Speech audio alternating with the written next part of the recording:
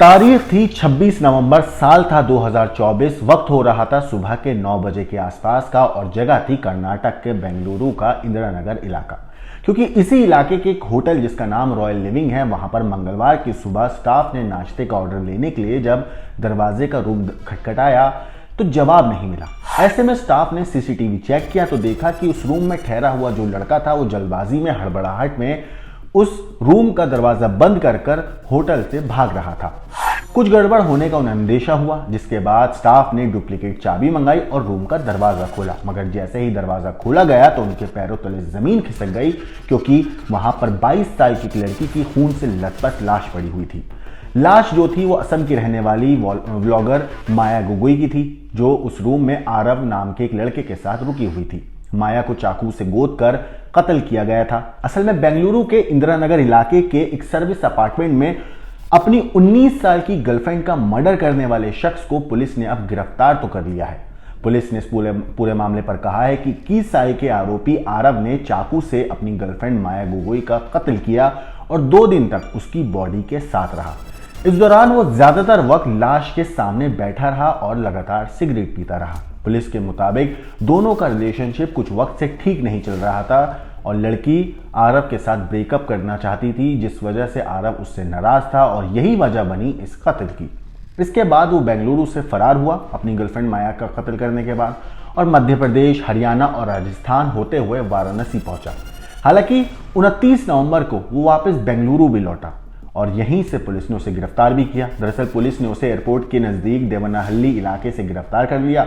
जब पुलिस ने उससे पूछताछ हुई तो बताया, उसने कई खुलासे किए, वो मैं आपको आगे बताऊंगा। मगर अभी तक पुलिस ने इस पूरे मामले पर बताया कि विक्टिम असम की रहने वाली थी, वो यूट्यूब कंटेंट क्रिएटर थी और जयानगर में एक प्राइवेट कंपनी में काम करती थी। वहीं आरोपी जो है वो केरल के कन्नूर का रहने वाला है और HSR लेआउट में स्टूडेंट काउंसिल के तौर पर काम करता था। पिछले हफ्ते दोनों ने मिलकर 3 दिन के लिए इंदिरा नगर में एक सर्विस अपार्टमेंट बुक किया था। माया 23 नवंबर को आरव से मिलने उसी सर्विस अपार्टमेंट में आई थी। 26 नवंबर की सुबह 8:20 पर आरव अपार्टमेंट छोड़कर कैब से गया और फोन बंद कर दिया। इस बीच उसने माया की हत्या करी। पुलिस ने उसे पकड़ने के लिए 3 टीमें बनाई थी। इनमें से एक टीम नॉर्थ कन्नड़ जिलों में गई, जबकि एक अन्य टीम केरल गई। वहीं पुलिस जांच में खुलासा हुआ कि माया गोगोई ढेका के शरीर पर कई बार चाकू के घाव और सिर में चोट के निशान थे, लेकिन मौत का मुख्य कारण था सीने में गहरा घाव। हालांकि पुलिस ने सीसीटीवी फुटेज चेक किया, जिसमें 23 नवंबर से 26 नवंबर के दौरान अपार्टमेंट में कोई दाखिल होता नजर नहीं आया, सिवाय इन दोनों के। पुलिस ने इस मामले पर कहा है कि जांच के दौरान उन्हें पता चला है कि आरोपी के पास एक पुराना चाकू था जिससे उसने कथित तौर पर लड़की का कत्ल किया। आरोपी ने जेप्टो ऐप से 2 मीटर लंबी नायलॉन रस्सी का भी ऑर्डर किया था, जिसकी डिलीवरी उसी सर्विस अपार्टमेंट में हुई थी। क्राइम सीन पर पुलिस को ऑर्डर की गई रस्सी का कवर मिला। पुलिस ने बताया कि विक्टिम 6 महीने पहले बेंगलुरु आई थी और उसने 20 दिन पहले ही जयनगर की प्राइवेट कंपनी में काम करना शुरू किया था।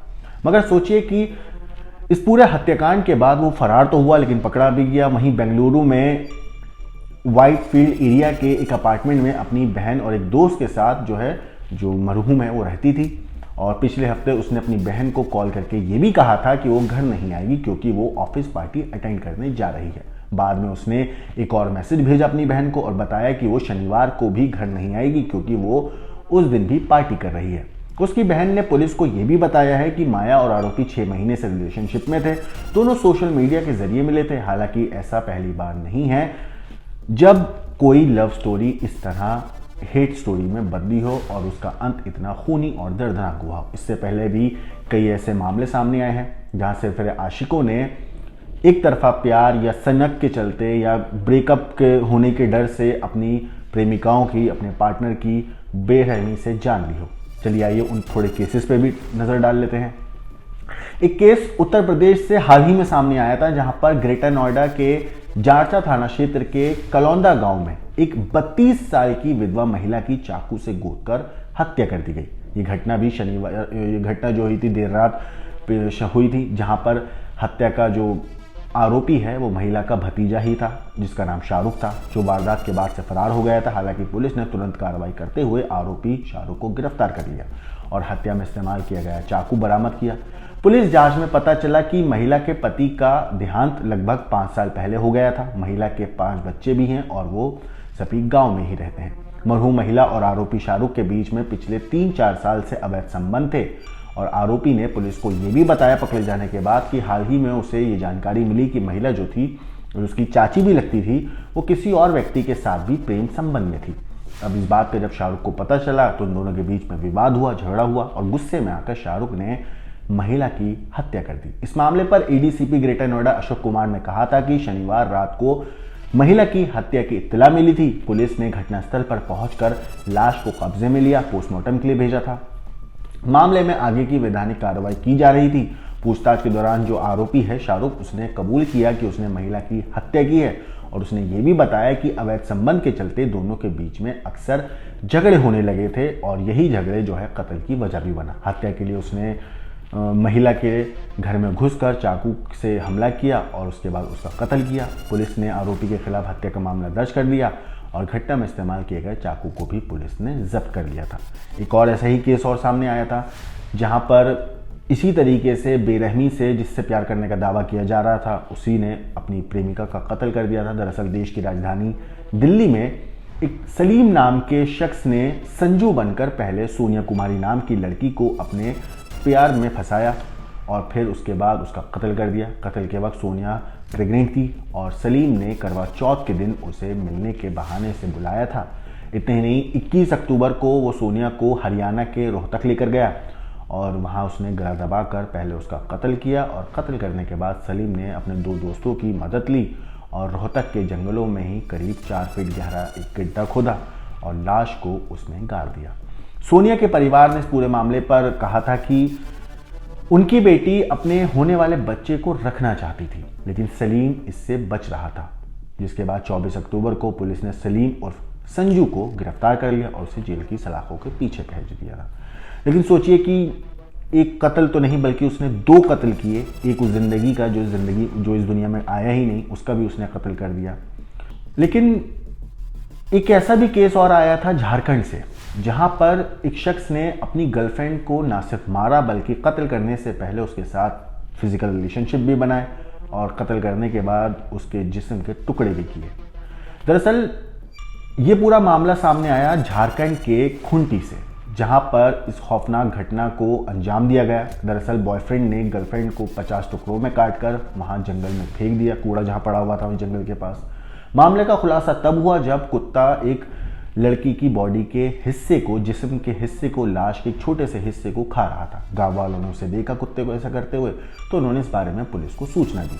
इसके बाद पुलिस ने हत्या की ये बात सामने आई पुलिस की जांच में, क्योंकि जो दूसरी असल में पुलिस को जब जांच हुई तो पुलिस को ये पता चला कि जो शख्स था, जो बॉयफ्रेंड था, वो दूसरी लड़की के साथ संबंध में था और इस बात का वो लड़की विरोध कर रही थी। पुलिस के अनुसार बॉयफ्रेंड ने हत्या से पहले लड़की के साथ संबंध बनाए थे। उसके बाद उसके गले को उसी के दुपट्टे से घोट दिया। मरने के बाद उसने बॉडी के 50 टुकड़े किए और घर से 500 मीटर दूर जंगल में जाकर फेंक दिया।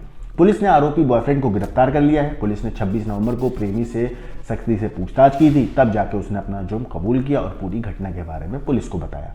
पुलिस ने इस पूरे मामले पर आरोपी नरेश भेंगरा से जब पूछताछ हुई तो उसने पुलिस को बताया कि उसकी प्रेमिका गांगी के अलावा वो एक और लड़की के साथ संपर्क में था।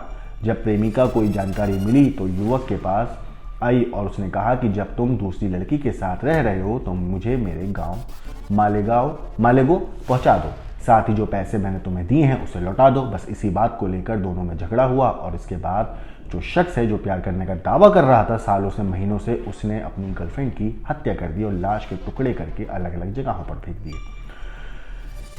पिछले साल ही फरवरी में एक और केस सामने आया था। 9 फरवरी 2023 की रात देश की राजधानी दिल्ली से बेहद खौफनाक और दर्दनाक मामला सामने आया था, जब दिल्ली के मित्रांव गांव में 24 साल के साहिल गहलोत ने अपनी गर्लफ्रेंड निक्की यादव का कत्ल कर दिया। कत्ल के बाद उसने निक्की की लाश को फ्रिज में छुपा दिया। इतना ही नहीं, कत्ल करने के बाद अगले दिन ही वो दूसरी लड़की से शादी करने भी पहुंच गया था। दरअसल निक्की को साहिल की शादी के बारे में पता चल गया था। इस बात पर दोनों का झगड़ा हुआ। निक्की और साहिल काफी वक्त से रिलेशनशिप में थे। उन दोनों की शादी भी हो चुकी थी घर वालों से छिपकर। जिसके बाद जब निक्की ने विरोध किया तो गुस्से में आकर साहिल ने अपने मोबाइल फोन का डेटा केबल निकाला और निक्की का गला घोटकर उसकी हत्या कर दी। फिर उसने निक्की की लाश को अपने मित्राव गांव स्थित ढाबे में ले जाकर फ्रिज में छिपा दिया था। इसके बाद साहिल अपनी दूसरी शादी में शामिल हुआ। हालांकि बाद में साहिल पकड़ा गया और पुलिस ने उसके ऊपर केस दर्ज करके उसे जेल भेज दिया। तो ये थे वो केसेस जिनका खूनी अंत हुआ। जो लव स्टोरी शुरू हुई थी प्यार से, लेकिन इनका खूनी अंजाम हुआ।